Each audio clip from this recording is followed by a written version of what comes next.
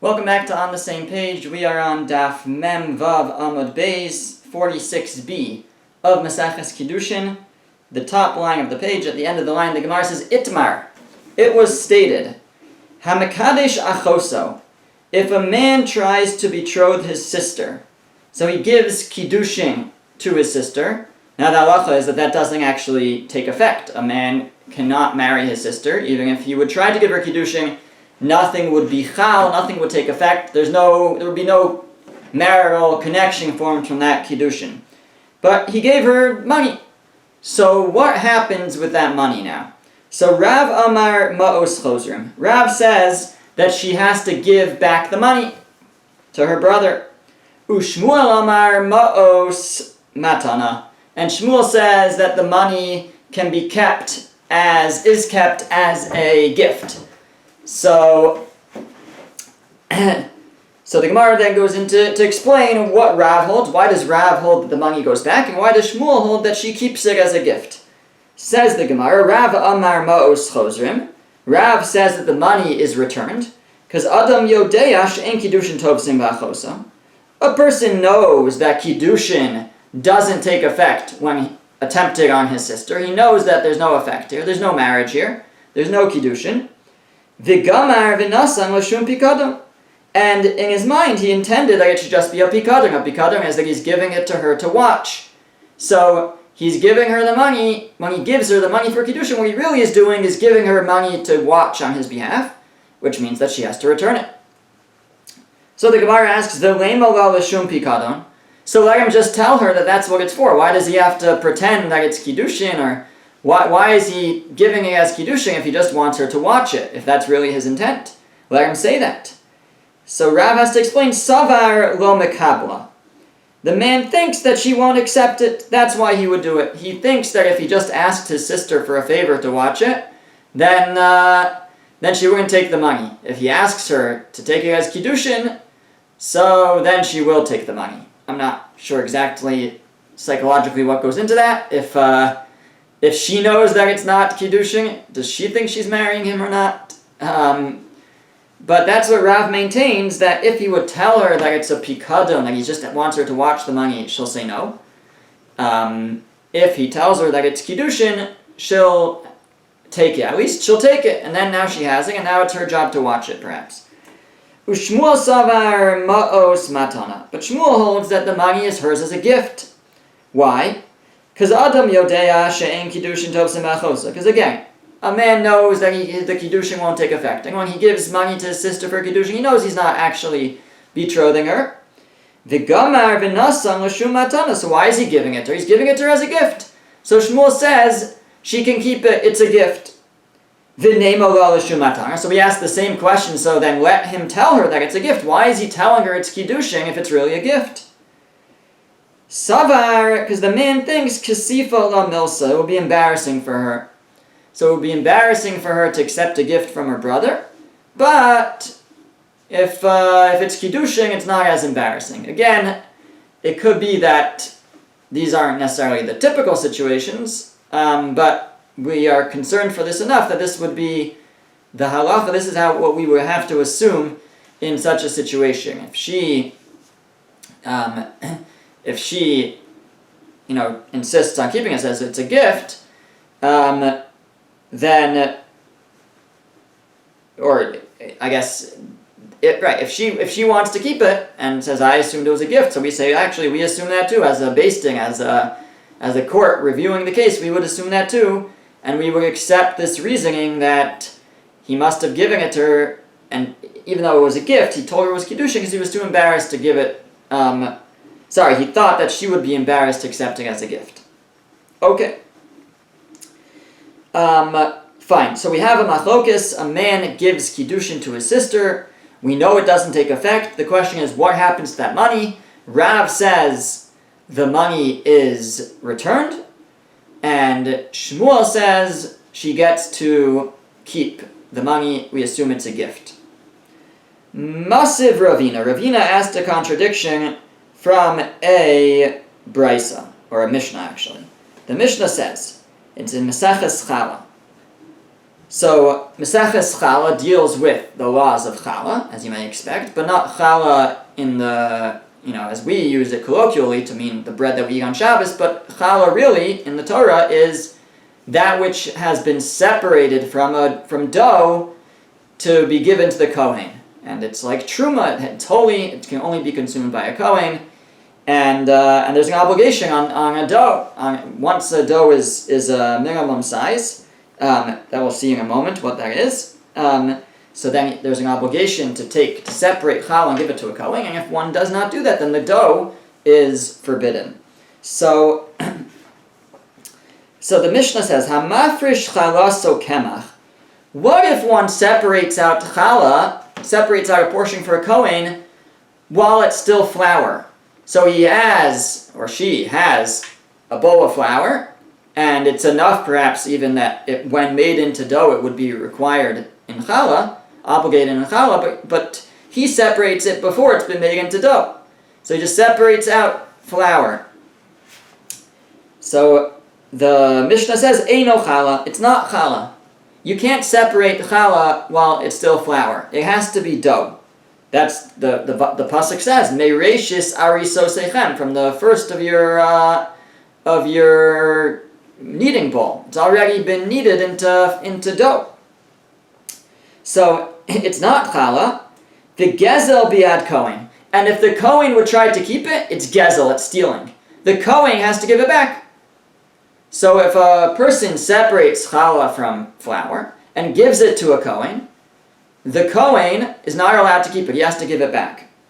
Va'amai gezel biad kohen, ask the Gemara, why is it stealing? Why can't he keep it? Nema, we should say, Adam yodea she'en mafrishim challah kemach. Everybody knows you can't separate challah while it's still kemach, while it's still flour. V'nasan l'shem matana. And we should assume that if this person gave it to the Kohen, he gave it as a gift. So this is a question on Shmuel. Shmuel said that when it comes to Kiddushin with one sister, if a man gives Kiddushin to his sister, we say everybody knows that that's not Kiddushin, and he must have meant it as a gift. So how come when it comes to challah, we should say the same thing? We should say if somebody separates challah while it's still flour, so everybody knows you can't separate challah while it's still flour. If he gave it to the Kohen, it should be a gift. The Kohen should be allowed to keep it. But that's not what the Mishnah says. The Mishnah says it's gezel biad Kohen. For the Kohen to keep it would be stealing. Rather, the Kohen has to return it. Why? So Shmuel would answer, the Gemara answers, Shani Hasam dinafik churba mina. No, there it's different. In the case of challah, it's different because a churba can result from it. A churba is like destruction can come. So something very bad can happen if we would allow the Kohen to keep it. What could happen? Zimnin de Israel Kohen pachos mechamesh revayim kemach. It could happen that a Kohen has less than 5 revas. Reva means a quarter. I think it's a quarter kav. So the minimum shear challah, or the amount of flour in the dough that one needs to be required to separate challah is, I think it's 5 quarters of a kav. So it's a kav and a quarter, really.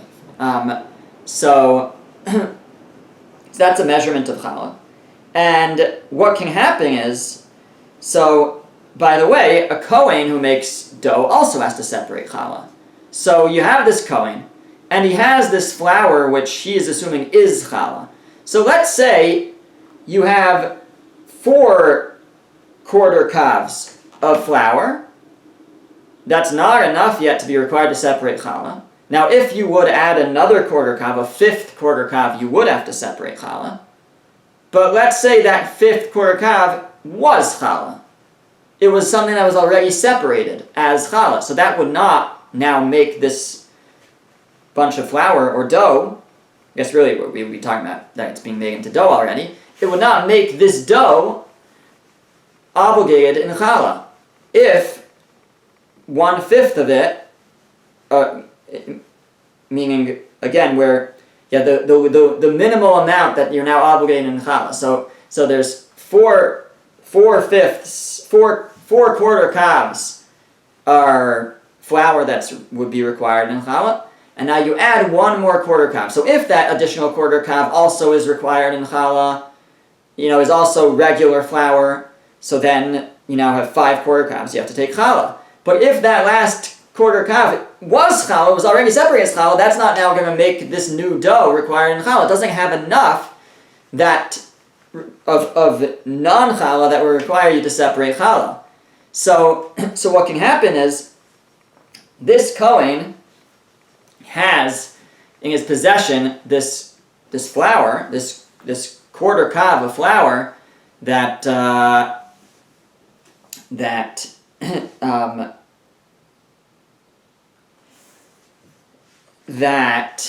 he thinks is challah, and if he adds that he's to an existing dough, and that pushes him over the max, he's going to think, no, I'm not over the max, because this what pushed me over the max is already challah, so I'm not now obligated in challah on this dough. But really, we're saying that this is not challah, because it was separated when it was still flour. So it would push him over the max. So that's the big problem that could come as a result. So the Gemara is answering, this is different. You can't compare this to the Kiddushin case. In the Kiddushin case, we say, everybody knows that you can't give Kiddushin to your sister, and therefore if he gave it to her, it must have been a gift. But if we would say the same thing here, everybody knows that you can't separate challah while something is still flour, and if he gave it to the Kohen, it must be a gift. Well, the problem is that the Kohen might now turn around and add that flour to a dough, pushing it over the max that will now require him to separate challah from the dough. But he's going to say, I'm not required because this is already challah that pushed me over the max, so I'm not really over the max. So that's the concern. So the Gemara says, what are you talking about? What do you mean? Why do we think the Kohen would think that? We just said everybody knows that you can't separate challah while it's still flour. So if the Kohen receives this flour, he knows it's not challah.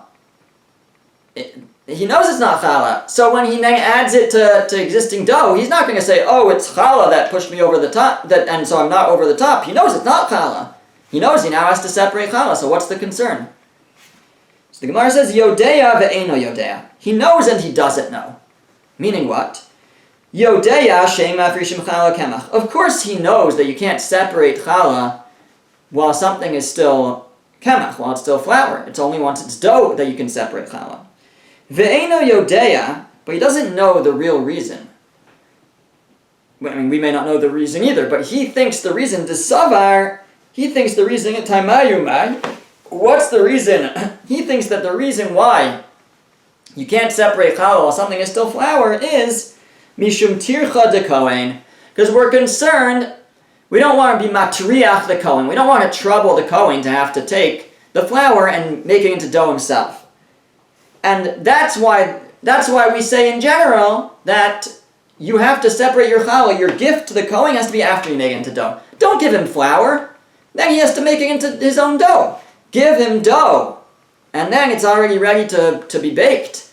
That's what you should give him. And that's why you're not allowed to separate it while it's still flour. The tircha de Kohen achil say. But this Kohen will say, I'm mochel, I forgive that tircha.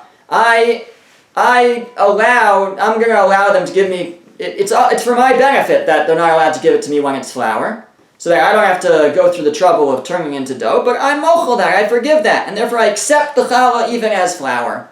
And so the Kohen will think, even though that he knows the rule in general is that you can't separate challah while something is still flour, he'll think that, but if I accept it, then it's challah, because it was for my benefit that they had to give it once it's already dough.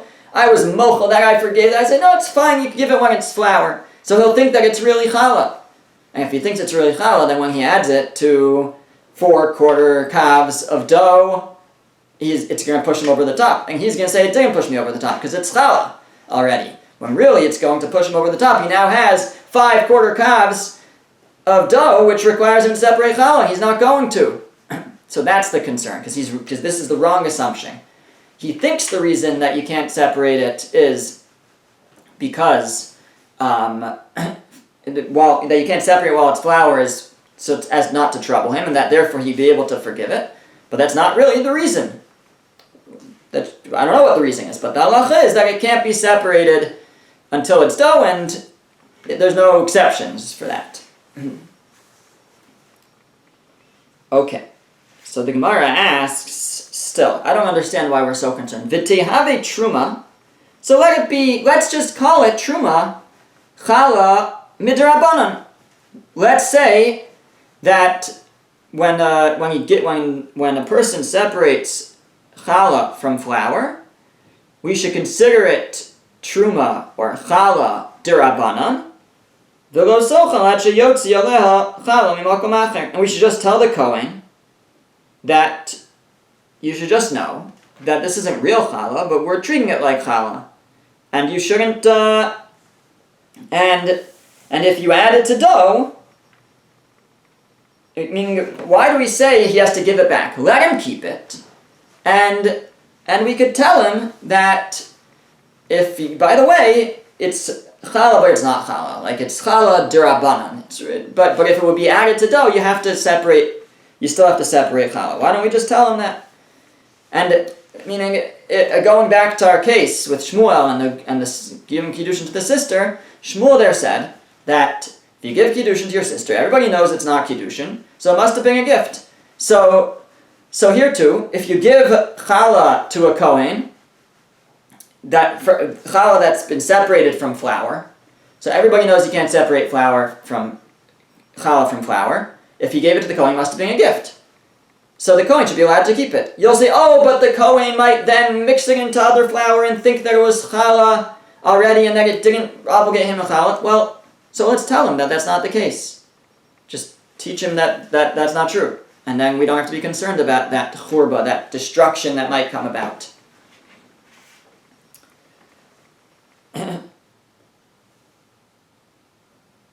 The Gemara backs up this question. It says, Milo Tanan. Didn't we learn in the Mishnah the following? Min hanakov al she'eno nakov, truma v'lo sochal ad sheyotzi aleh truma. So a person is obligated to separate truma. Truma is like chal, it just comes from produce. So a person has to separate truma from their produce. But you can have different types of produce.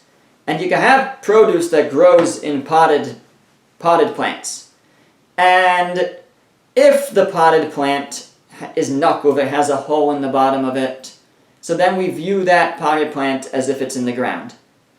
It's able to draw nutrition from the earth. If it has a hole in the bottom of the pot, so that would be considered in the earth. And then it would be obligating truma midorais on a Torah level. But if it doesn't have a hole, it's a pot that doesn't have a hole, so then it's separated from the earth. And by the way, this doesn't mean it doesn't have to be touching the earth. It can be like on a table, but even if it has a hole, we view that as being able to draw from the earth. But if it doesn't have a hole, then it can't draw from the earth. So it's not obligating truma on a Torah level. So the Mishnah says, so here we have some produce that's obligated to separate truma on a Torah level, and some produce that's obligated to separate truma on only a rabbinic level. If the pot has a hole, it's obligated that you separate truma on a Torah level. If it doesn't have a hole, it's a rabbinic obligation, but not a Torah obligation to separate truma. So what happens, the Mishnah says, if a person separated truma from the nakuv, from the pot that had a hole, the part that was obligated on a Torah level, he separated truma from there on behalf of the produce that was only obligated midrabanan. So the Mishnah says it's truma. We count it as truma, v'lo sochal, but the Kohen can't eat from it until he separates truma and meiser from somewhere else. In other words, we don't consider it to have had truma separated from it. Meaning, if, in this case, what happened? So, I have my pot that has a hole that's obligated on a Torah level. I have my pot that doesn't have a hole that's obligated on a rabbinic level. So from like a Torah perspective, we put aside the rabbinic law and we say this pot that has the hole is obligating truma midiraisa. And if it's obligating truma on a Torah level, right now it's tevel. Tevel is truma that is produce that you didn't separate truma from, and it's forbidden. It's very severe to consume that. So you have this tevel, this produce that's obligated that you separate truma midiraisa, and then you have this other pot, which by Torah law is not obligated at all in truma. So if I try to separate truma from my obligated section on behalf of the non-obligated section, so on a Torah level I haven't done anything. Because there was no produce that was obligated in truma on a Torah level that this other pot was now being taken on its behalf. So on a Torah level, actually, that pot, the one that was obligated on a Torah level, has had nothing done to it. Because you can't, assuming that he separated the whole thing, he took it all and said, this is truma on behalf of this, but this doesn't even need truma separated from it. So I haven't actually done anything. So when I give that produce to the Kohen, it's still tevel. It still needs truma separated from it. So the Mishnah says, though, we declare it, yes, it's truma, meaning the Kohen gets it, he's the only one who's allowed to consume it, a Yisrael, a non-Kohen can't consume it, but the Kohen still has to make sure that truma is separated from it. So the Gemara is asking, why don't we say the same thing here? The guy separated, he separated challah from flour, which it does nothing, because you can't separate challah from flour. He gave it to the Kohen. So we should say, it's Mr. Kohen, it's yours, we'll pretend it's truma, but by the way, we'll pretend it's challah, but by the way, you have to make sure that you separate challah from it if it would end up being a larger piece of dough. Why don't we just say that, just like we do with the truma that's taken from the potted plant that has a hole on behalf of the potted plant that doesn't have a hole that's not obligated in truma.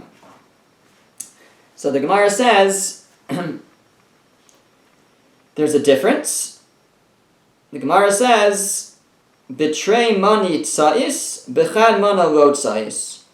When there's two different pots, one listens, the Kohen will listen, and if there's only one pot, he won't listen. In other words, in the case of the two pots, so he understands that these are two very different things. One is a potted plant that has a hole, one is not, one doesn't have a hole. They came from two places, and if we would tell the Kohen that you still have to separate truma, what happened didn't count, so that's more acceptable to him, understanding to him. He understands that these are kind of two different things, and maybe they don't jive, and that he'll accept. However, if you have a bunch of flour in one pot, and you separate some out for challah, and then we tell the Kohen, by the way, it's not challah, you still have to separate challah from this flour if you would make it into dough. So that he doesn't listen to, because we're concerned he won't listen, because it's just harder to understand why that should be if it all came from, all this flour was in the same pot, it all came from the same bowl, and why wouldn't this work to separate challah? There we're more concerned that if we tell him it's challah, but it's not challah. Like, you gotta respect it as challah, and you get to keep it, but if you would mix it into more dough, it wouldn't be challah, you have to separate new challah, so that would be confusing to the Kohen, and that's our concern. That's one answer of the Gemara. The Gemara says, V'bayisema, or if you want to say, Olam Kohen mitzvahs tzayis. No. We're not worried about the Kohen. The Kohen will listen. The Kohen will understand, and if we would tell him, you can keep the flour, but just know that it's not really challah, he would understand, and if he would mix it into more dough, he would know that he has to separate challah. We're not concerned about the Kohen. Who are we concerned about? We're concerned about the guy who gave it to the Kohen. The Kasavar Balabayis Niskina Isaso. The Balabayis, the guy who was making the dough, he's going to think that his dough is fine. In other words, he has a bowl of flour. He needs to wait until it's dough before he can separate challah, but he doesn't. He has a bowl of flour, he separates challah, gives it to the Kohen. So he thinks he's done. He thinks that now this flour, if I make it into dough, it already had challah separated from it. When really it didn't, because you can't separate challah while it's still flour.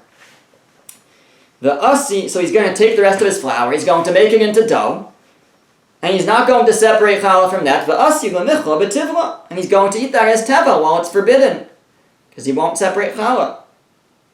So ask the Gemara, really? He's going to think that? But we said, Adam yodeh she'im mafrishin challah kemach. Didn't we say that everybody knows that you can't separate challah while it's still flour? So why are we concerned that he's going to think that it worked? So again, the Gemara gives the same answer as it did before. Before we were talking about the Kohen. Now we're talking about the guy who's giving it to the Kohen, the Baal Bayis. Yodeya ve'enga yodeh. No, he knows and he doesn't know. Yodeya she'im mafrishin challah kemach. He knows that you're not allowed to separate challah while it's still flour. Ve'enga yodea, but what he doesn't know is the reason. Desavar taimamai, because he thinks, what's the reason why you can't separate it while it's still flour? Mishum tircha, the Kohen. Because we're concerned for the tircha of the Kohen, the effort of the Kohen, that you shouldn't give the Kohen flour, you should give him ready-made dough. But he sees that the Kohen accepted it. So he says, tircha de Kohen, kibla alei. The Kohen accepted the tircha, he accepted it, so it should be challah. So that's our concern. Our concern is that even though he knows that you're not supposed to give challah from flour, but if the Kohen accepted it, then the Kohen accepted it, and it works. That's what he thinks, and that's not true. So we're concerned he's going to think that. He's going to think that his flour is now already, good. It's no longer tevel. He had challah separate from it. He'll take his flour, make it into dough. Then it really becomes obligated in challah, but he thinks it's already good, and he's going to end up eating tevel. So the Gemara says the same question as before again. V'tihave truma, v'yachzer v'yitram. Sorry, excuse me. Similar question to before, but now we're talking about the Baal Bayis. Why don't we just educate him? Why are we saying that he gets the dough back? He gets the flour back. He gives it to the Kohen has to give it back to him. Why? If he knows that he can't, we should say it's a gift. He gave it to the Kohen should be allowed to keep it, and we should just educate him and say, by the way, even though the Kohen keeps it, it's truma, but it's challah, but you still have to separate more challah. Just educate him. Milo tnan. Didn't we learn in the Mishnah? Mishenu nakov ala nakov, truma, v'yachzer v'yitram. Like we said, with regards to the case of the pare plants.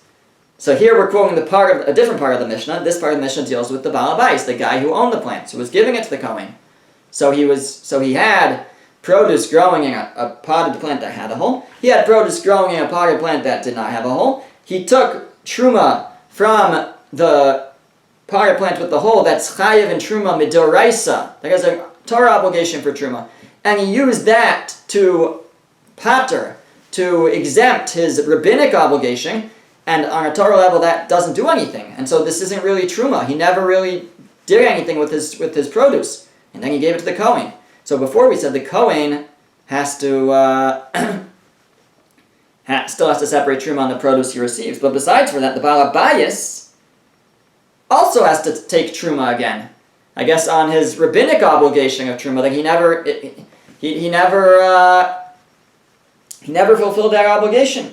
You have to take truma from that which is on the same level.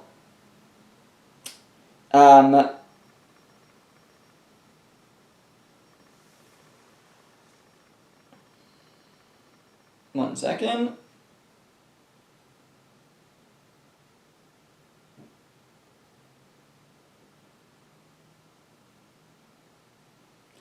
But actually, it seems it's talking that he didn't separate out all the truma from the nakuv, meaning, or all the produce. That he has this pot that has a hole in it, and it has produce in it, and he uses that produce, some of it, to exempt the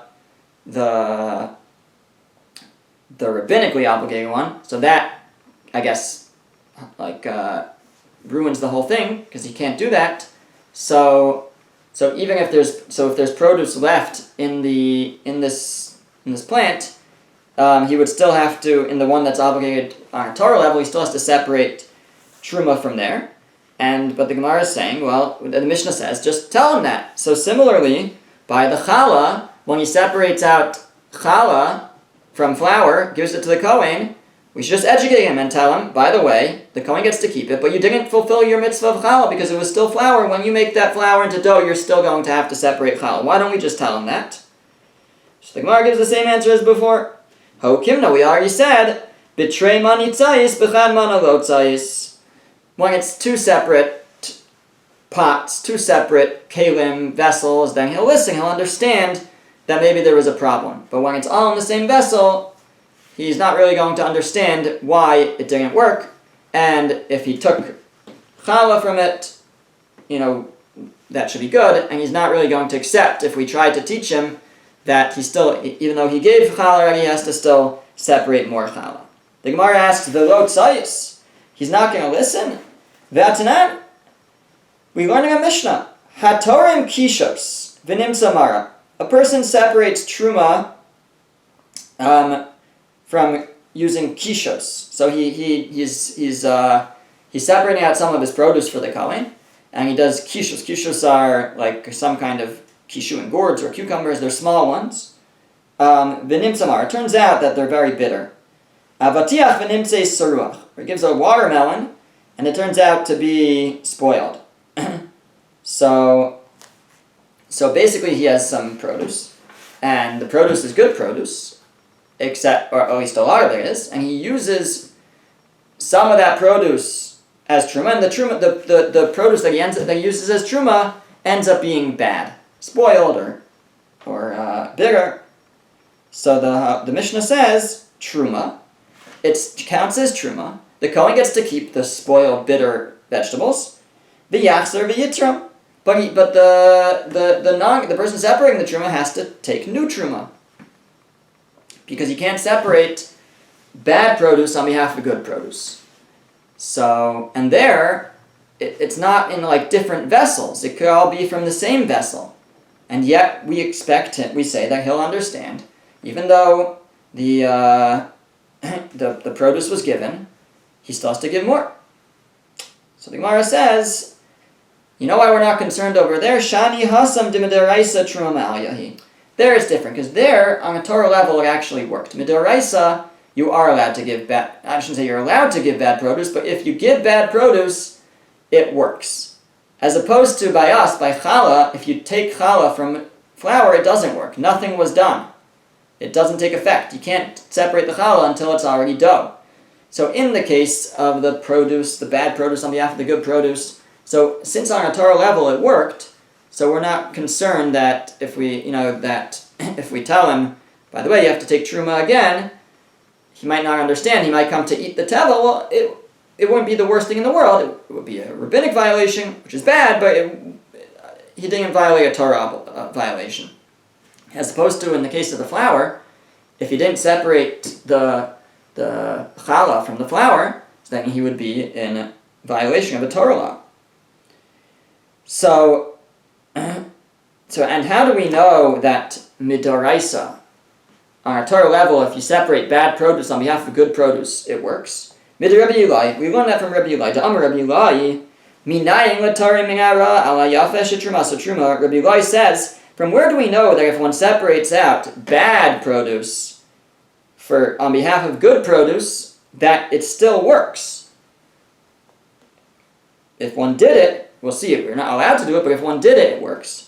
So we know from the following. Shenemar, because the pasuk says, "V'lo tisu alav chait," there should not be sin upon you by rimchemes chalbo, when you take truma from the best. So the pasuk implies that if you draw truma from the good produce, from the best, so then there won't be sin upon you. Implying that if you take from the bad produce, then it is a sin. Now the Gemara says, Im eino kadosh, nisias chet lama. But if nothing took effect, then why would it be a sin? If the truma was effective when I took the bad produce on behalf of the good produce, so that makes sense that the Torah could imply at least that that's a sin. Because what you did had an effect. But if when I take the bad produce on behalf of the good produce, nothing happens, there's no effect, so why would that be a sin? I didn't do anything. There was no chalos, nothing actually happened. They would just say do over, but why would it be a sin? So the fact that the Torah implies when you take the good produce, you won't sin, implying that if you take the bad produce, you will sin, that implies that it works to take the bad produce. It's just a sin. So mikan, from here we learn that Torah min hara la yafesh truma so truma, that by Torah law, if one separates out bad produce on behalf of good produce, the truma is truma. And so that's why, in that case, where somebody gave bad produce, there he didn't even sing, he didn't even know, but it turned out to be bad. So he gave sour gourds or whatever. They turned out to be bad. So since on a Torah level it works, we're not going to worry so much. Well, if we tell him, the Kohen gets to keep it, but you have to take more. We're not so concerned that he might not actually take more, because at least on a Torah level he was successful. As opposed to in our case of the challah, where the man separated challah while it was still flour. On a Torah level that doesn't do anything, and it's still tevel on a Torah level. It's still completely prohibited. And so if we would tell him, the Kohen gets to keep the challah that you separated, but you should know it's not really challah. You still have to separate more challah from here. So that is going to confuse him, and he's